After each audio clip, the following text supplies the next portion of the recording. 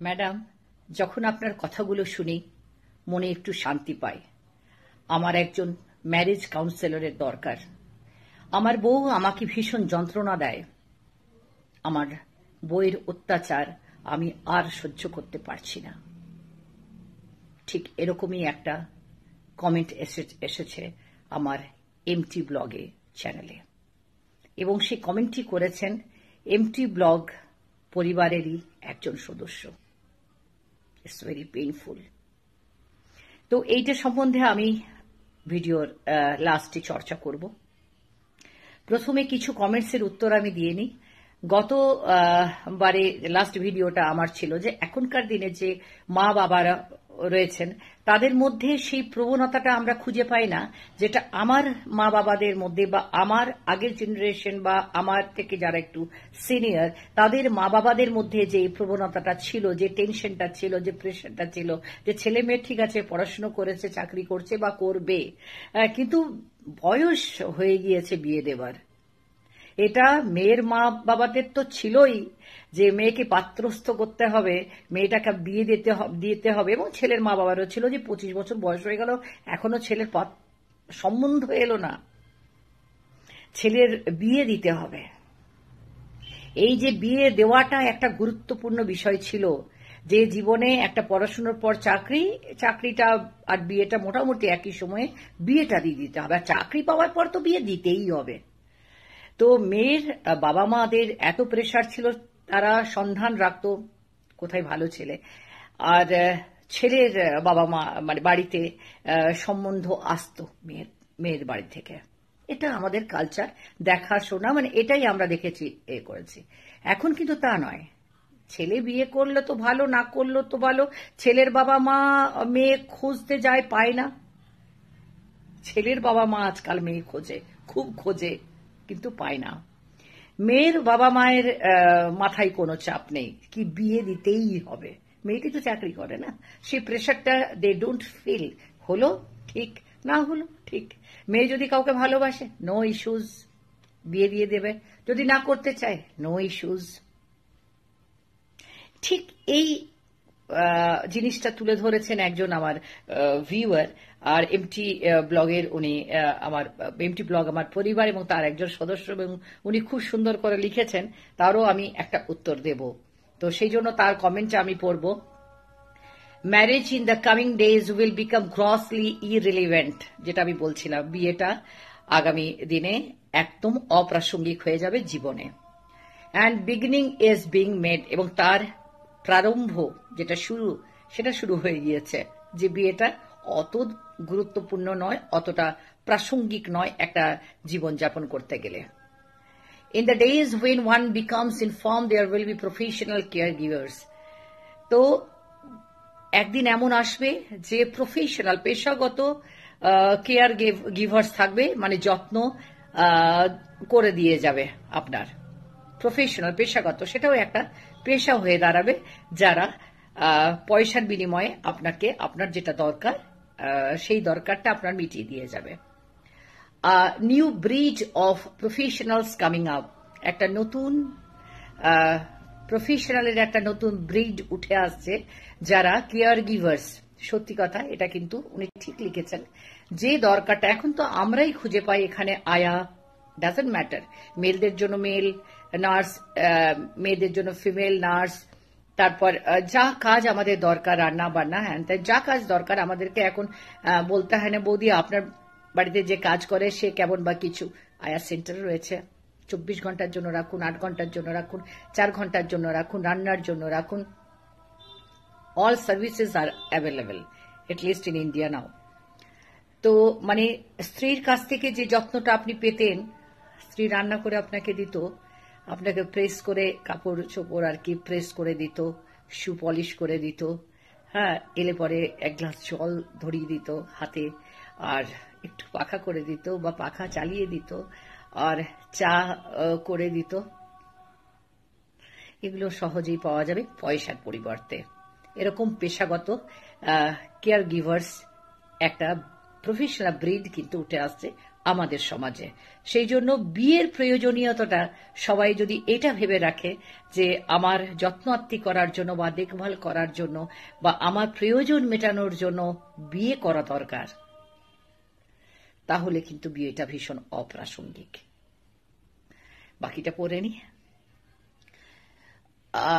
Who predicted 10 years ago that your personal essentials will be delivered at your doorstep after collecting orders and arranging packing them within minutes?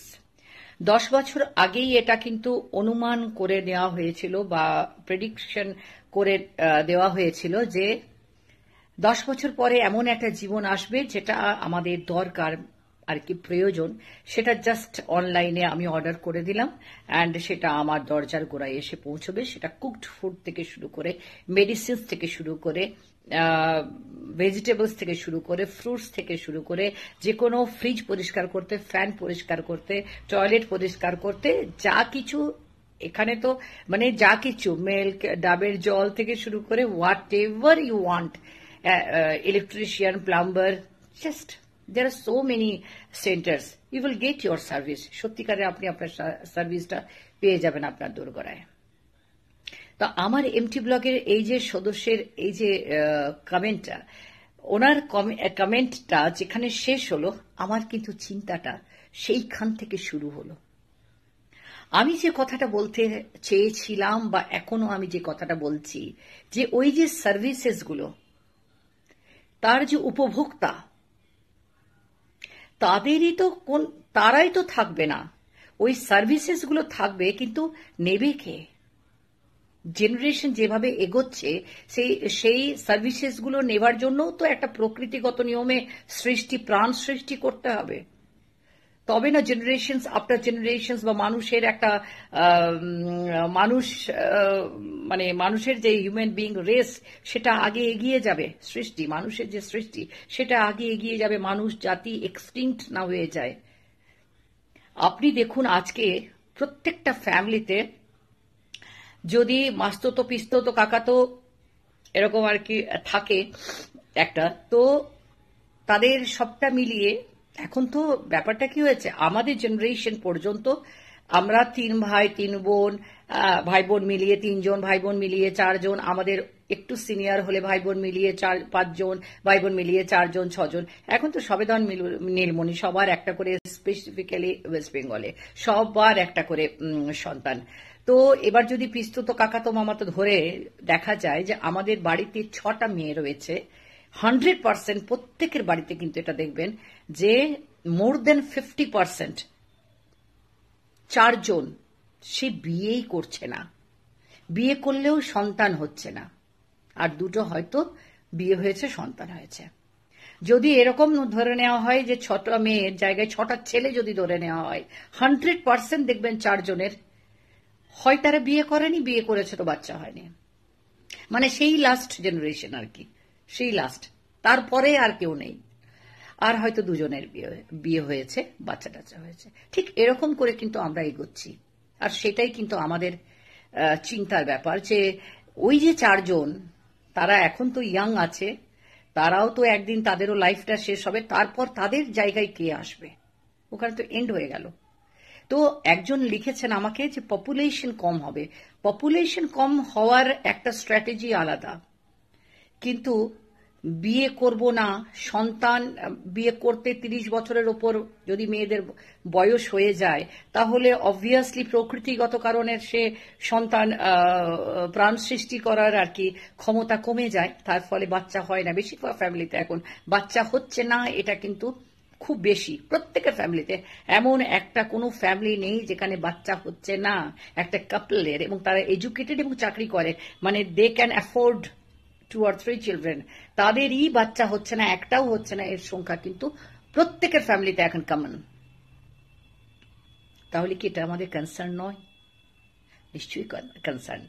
আরেকজন মানে একটা লিখেছেন আরেকজন, সেটাও পড়ে দিই, তারপর আমি ওনার কথায় আসবো। হাজবেন্ড ওয়াইফ ও আজকাল অ্যাডজাস্ট করে নিতে পারে না। সত্যি কথা, হাজবেন্ড ওয়াইফ আজকের ডেটে, আমাদের পরবর্তী যে জেনারেশন, অ্যাডজাস্ট করে নিতে পারে না, বেশিরভাগের কথা বলছি। কাউকে কিছু বলাই যায় না, বিয়ে টিকবে কিভাবে, আর এই অ্যালুমনি আর ফেক ডাউরির যুগে কোন ছেলে বিয়ে করতে চাইবে। আমরা দেখি যে মেয়েরা এখনো ধরুন শ্বশুরবাড়িতে অত্যাচারিত বা ডাউরি ডেথ যাই হয়ে থাকুক না কেন, the percentage is by the grace of God এবং আমাদের যে আইন ধীরে ধীরে কমছে। কিন্তু ওটা কমার সাথে সাথে অনেক কিছু কমে যাচ্ছে।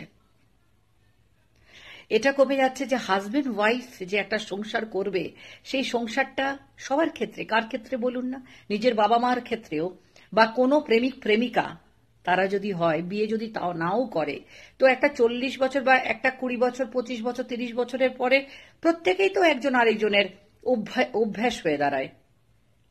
যদি আপনি সেই প্রেমটা যেটা বিয়ের পরে পরে ছিল, সেই প্রেমটা যদি খুঁজতে চান 20 বছর পরে 25 বছর পরে, তাহলে তো সেই টাইপের প্রেম যেটা শারীরিক আকর্ষণ বেশি, মোহ বেশি, সেটা তো খুঁজে পাবেন না। তাহলে তো নতুন নতুন বিয়ে করতে হয়। কিন্তু বয়সের সাথে সাথে, সময়ের সাথে সাথে মানসিক বা শারীরিক চাহিদা যেটা, সেটাও তো বদলায়।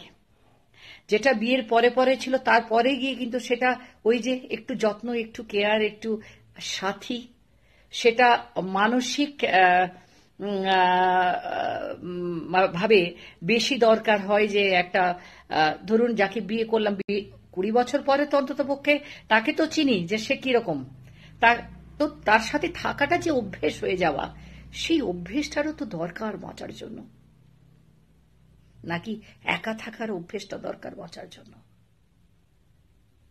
মানুষ তো সামাজিক জীব। তো আমি সেই অভ্যাস বশতই যদি আমি আমার স্ত্রীর সাথে থাকি, স্বামীর সাথে থাকি, আর আমার ছোট্ট ছোট্ট বাচ্চারা আমার চোখের সামনে ধীরে ধীরে যদি বড় হয়, তাদের জন্য যদি আমি পরিশ্রম করে পয়সা নিয়ে এসে তাদেরকে বড় করি, এই পরিশ্রমে আমার ফাঁকিটা কোথায়? ঠিকই তো, এটাই তো করতে হবে। নাকি 20, 25, 28 বছর বয়সে যে মেন্টালিটিটা থাকে, 50 বছর বয়সেও কি সেই মেন্টালিটিটা থাকে? নাকি প্রয়োজনটা পাল্টে যায়? 60 বছর বয়সে প্রয়োজনটা পাল্টায় নাকি? 65 বছর বয়সে প্রয়োজনটা পাল্টায় নাকি? এটা কিন্তু মেয়েদেরকেও ভাবতে হবে যে আমি কার সাথে কথা বলবো, কে আমার পাশে থাকবে। উফ, যন্ত্রণা করছে এই কথাটা হঠাৎ করে কাকে বলবো? তার জন্য কি অনলাইনে কাউকে ডাকতে হবে?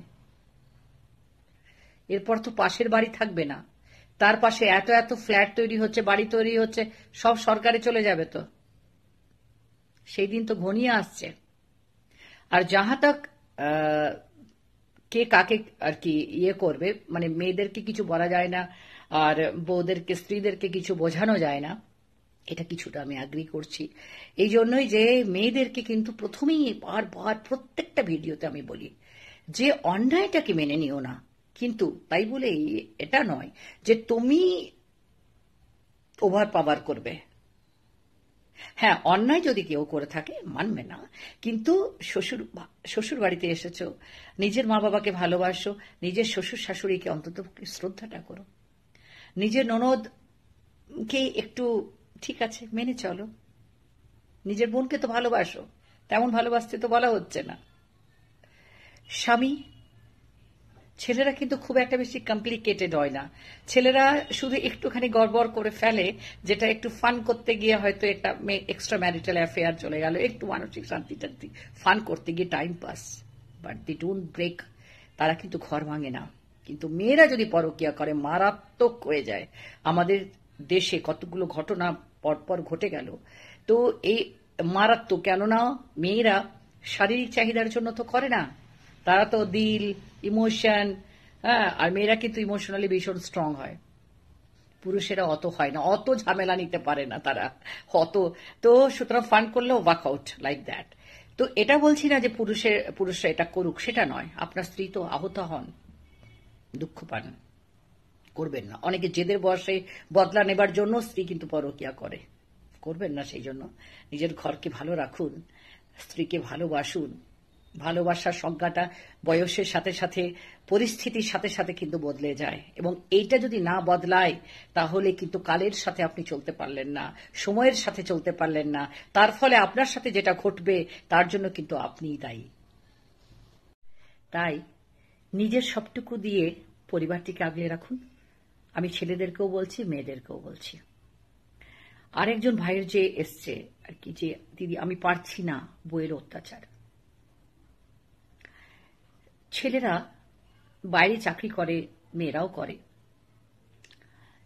বিয়েটা করে, সংসার হয়। ছেলেদের কিন্তু খুব বেশি চাহিদা থাকে না,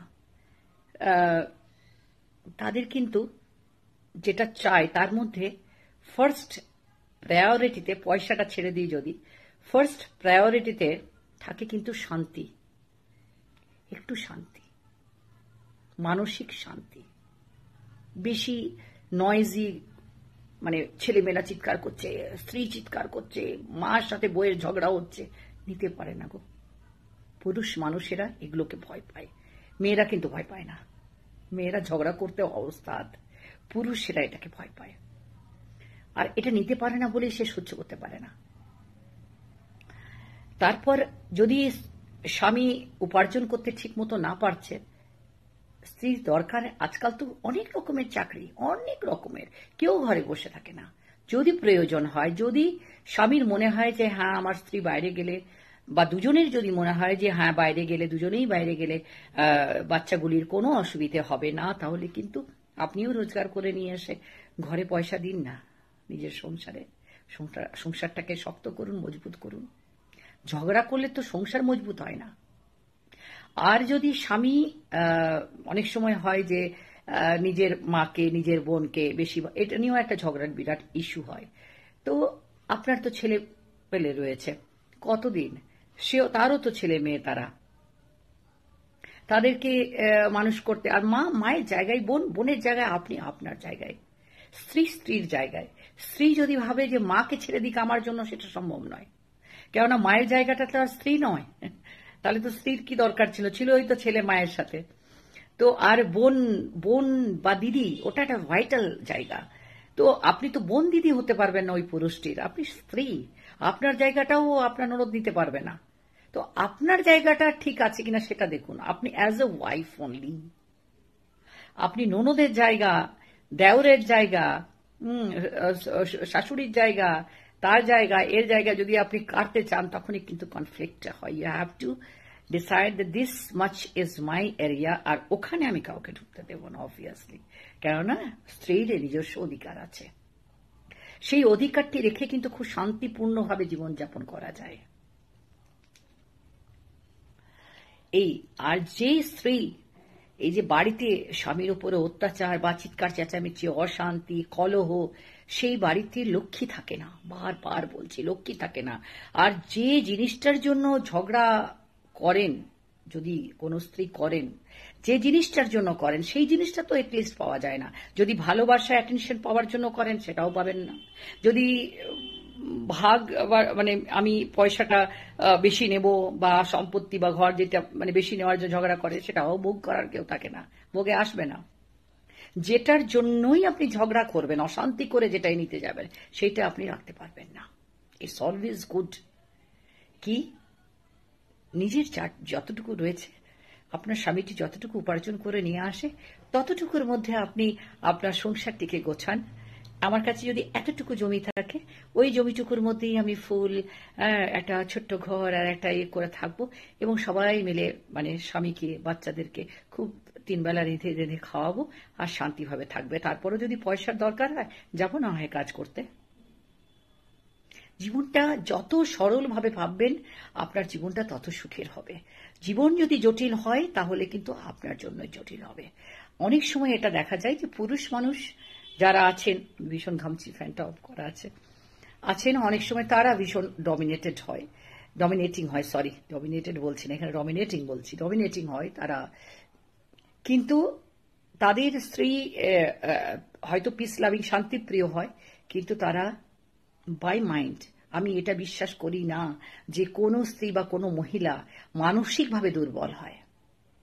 প্রত্যেকটা স্ত্রী, প্রত্যেকটা মহিলা কিন্তু মানসিকভাবে ভীষণ শক্তিশালী হয়, ভীষণ। এটা কিন্তু ন্যাচারালি।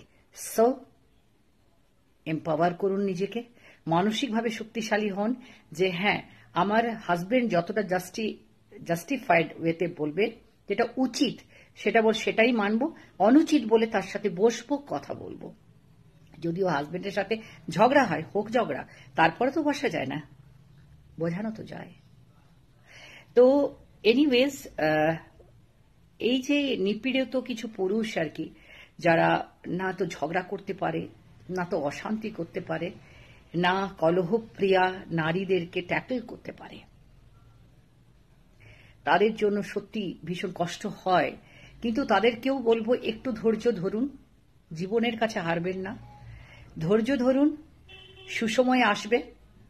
আর সেই স্ত্রীদের যারা এরকম পুরুষদের জীবনটাকে দুর্বিষহ করেছে, তাদেরকে একটা কথা বলবো, ভগবান এমন দিন দেখাবে, যতটা নিজের স্বামীকে কষ্ট দিচ্ছ না, তার কত গুণ কষ্ট পাবে, আর সেদিন কেউ পাশে থাকবে না। ধর্মকে ভয় করো।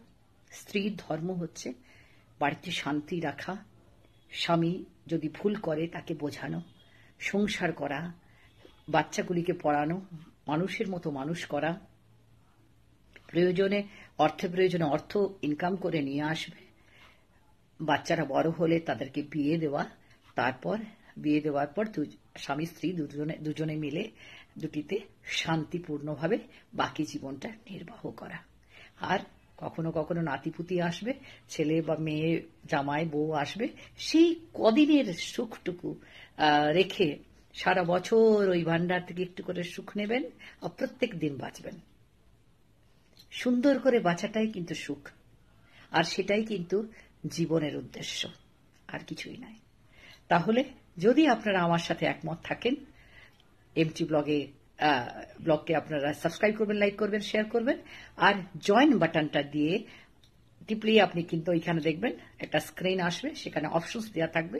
আপনি মেম্বারশিপ নেবেন, মেম্বারসদের জন্য থাকে আলাদা করে ব্লগ, আলাদা করে লাইভ, আলাদা করে শর্টস।